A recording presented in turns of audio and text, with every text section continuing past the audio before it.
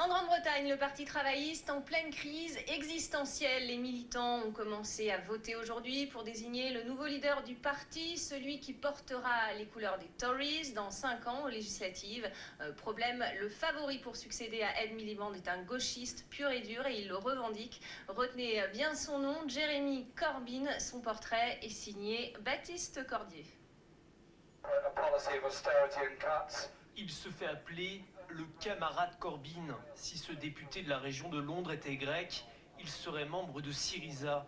Son style vestimentaire est tout aussi décontracté que celui d'Alexis Tsipras et son discours anti-austérité à peine moins radical. Les partis politiques pensent être plus attirants en se critiquant les uns les autres. Mais les électeurs ne veulent pas de ça. Ils attendent de notre système politique, de notre parti, des réponses à leurs problèmes du quotidien. Le logement, les jeunes qui ne trouvent pas d'emploi, les étudiants qui quittent les universités avec des dettes massives, ils veulent qu'on règle ces problèmes. Après la défaite retentissante du Labour aux législatives en mai dernier, Jeremy Corbyn pourrait devenir le leader du Parti travailliste, l'équivalent du Parti socialiste.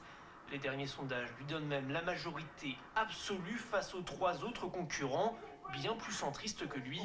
Être très à gauche, un atout pour gagner le Labour, mais sans doute un handicap pour conquérir le pouvoir dans un pays aussi libéral que la Grande-Bretagne. Jeremy offre des solutions dépassées à des problèmes du passé et non des réponses nouvelles aux problèmes d'aujourd'hui. Nous devons regarder le 21e siècle dans les yeux. L'ancien Premier ministre Tony Blair estime même que Corbyn représente un danger de mort pour le Parti travailliste. Les 600 000 membres du Labour, syndicalistes et sympathisants, votent jusqu'au 10 septembre.